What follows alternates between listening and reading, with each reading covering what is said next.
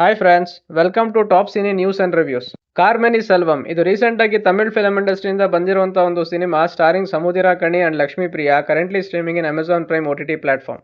Story line ಗೆ ಬರೋದಾದ್ರೆ, ಸೆಲ್ವಂ ಮತ್ತು ಶಾಂತಿ ಇಬ್ರು ಗಂಡ ಹೆಂಡತಿ ಆಗಿರ್ತಾರೆ ಹಾಗೂ ಅವರು ಕೆಳ ಮಧ್ಯಮ ವರ್ಗದ ಲೈಫ್ ಸ್ಟೈಲ್ ನಡೆಸ್ತಾ ಇರ್ತಾರೆ. ಜೀವನದಲ್ಲಿ ಅತಿ ಆಸೆ ಪಡದೆ ಹಾಸಿಗೆ ಇದ್ದಷ್ಟೇ ಕಾಲು ಚಾಚಬೇಕು ಅನ್ನೋ ಮನಸ್ಥಿತಿ ಸೆಲ್ವಂದಾದ್ರೆ, ಅವನ ಹೆಂಡತಿ ಶಾಂತಿಯ ಮನಸ್ಥಿತಿ ಅವನಿಗೆ ತದ್ವಿರುದ್ಧವಾಗಿರುತ್ತೆ.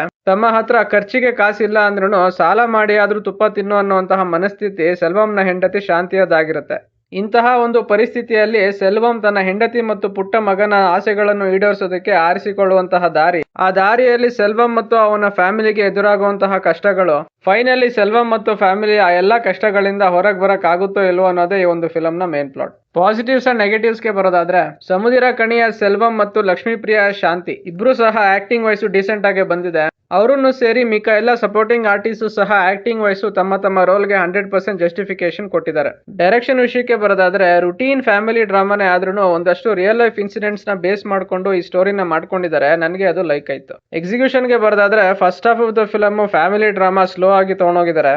ಇಂಟರ್ವಲ್ ಗೆ ಮುಂಚೆ ಒಂದು ಹೊಸ ಕ್ಯಾರೆಕ್ಟರ್ ಫಿಲಂಗೆ ಎಂಟ್ರಿ ಆಗುತ್ತೆ. ಆ ಒಂದು ಕ್ಯಾರೆಕ್ಟರ್ ಸೆಲ್ವಂ ತಲೆಗೆ ಬಿಡುವಂತ ಒಂದು ಹುಳ ಇಂದಾಗಿ ಅಲ್ಲಿಂದ ಫಿಲಂ ಕಂಪ್ಲೀಟ್ಲಿ ಮೇಜರ್ ಟರ್ನ್ ತಗೊಳುತ್ತೆ. ಫಸ್ಟ್ ಹಾಫ್ ಅಲ್ಲಿ majority of the portions screen play slow ಆಗಿ ತಗೊಂಡೋಗಿರೋದ್ರಿಂದ ನನಗೆ ಬೋರಿಂಗ್ ಫೀಲ್ ಕೊಡ್ತು. ಫಸ್ಟ್ ಹಾಫ್ ನನಗೆ ವರ್ಕ್ ಆಗ್ಲಿಲ್ಲ.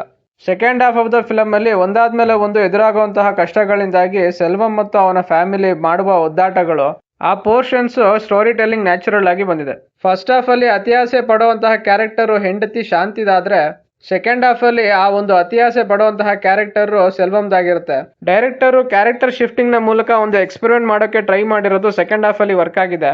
ಇದರಿಂದಾಗಿ ಫಸ್ಟ್ ಹಾಫ್ ಗೆ ಕಂಪೇರ್ ಮಾಡ್ಕೊಂಡ್ರೆ ಸೆಕೆಂಡ್ ಹಾಫ್ ಅಲ್ಲಿ ಸ್ಕ್ರೀನ್ ಪ್ಲೇ ಎಂಗೇಜಿಂಗ್ ಆಗಿ ಬಂದಿದೆ. ಲೈಫ್ ಅಲ್ಲಿ ದೊಡ್ಡ ಕಮಿಟ್ಮೆಂಟ್ಸ್ ಗಳ ಹಿಂದೆ ಹೋಗಿ ಸಣ್ಣ ಪುಟ್ಟ ಬೆಸ್ಟ್ ಮೊಮೆಂಟ್ಸ್ ನ ಕಳ್ಕೊಳ್ಳೋದು ದಡ್ಡತನ ಅನ್ನೋ ಒಂದು ಬ್ಯೂಟಿಫುಲ್ ಮೆಸೇಜ್ ನ ಕ್ಲೈಮ್ಯಾಕ್ಸ್ ಅಲ್ಲಿ ಕೊಟ್ಟು ಈ ಫಿಲಂ ನ ಫೀಲ್ ಗುಡ್ ಆಗಿ ಎಂಡ್ ಮಾಡಿರೋದು ನನ್ನ ಪ್ರಕಾರ best part of this film. Over all ಆಗಿ ನನಗೆ ಒಂದು ಫಿಲಂ ಸ್ಯಾಟಿಸ್ಫ್ಯಾಕ್ಷನ್ ಕೊಡ್ತು. Top cine news and reviews ಕಡೆಯಿಂದ ಈ ಫಿಲಂಗೆ ಕೊಡ್ತಾ ಇರುವಂತ ರೇಟಿಂಗ್ 3/5. ಇನ್ನು ನೀವೇನಾದ್ರೂ ಸ್ಲೋ ಆದ್ರೂ ಪರವಾಗಿಲ್ಲ, ಒಂದ್ ಒಳ್ಳೆ feel good family drama with family values ನ ಇಷ್ಟಪಡೋರಾದ್ರೆ ಈ ಫಿಲಂ ಮಸ್ಟ್ ವಾಚ್ ಅಲ್ಲದೆ ಹೋದ್ರೂ ಒಂದ್ಸಲ ಟ್ರೈ ಮಾಡೋದಕ್ಕೆ ಅಡ್ಡಿ ಇಲ್ಲ. ಇನ್ನು ಇದಿಷ್ಟು ಫಿಲಂ ನೋಡಿ ನನಗೆ ಅನ್ಸಿದ್ದು. ಯಾರೆಲ್ಲ ಈ ಫಿಲಂ ನೋಡಿದೀರಾ, ನಿಮ್ಮ ಅನಿಸಿಕೆ ಮತ್ತು ಅಭಿಪ್ರಾಯಗಳನ್ನ ಕಾಮೆಂಟ್ ಸೆಕ್ಷನ್ ಅಲ್ಲಿ ಹಾಕಿ. ಈ ರಿವ್ಯೂ ನಿಮ್ಗೆ ಇಷ್ಟ ಆಗಿದ್ರೆ ಲೈಕ್, ಶೇರ್ ಅಂಡ್ ಸಬ್ಸ್ಕ್ರೈಬ್ ಮಾಡಿ. ಸಿಗೋಣ ನೆಕ್ಸ್ಟ್ ವಿಡಿಯೋದಲ್ಲಿ. Thank you.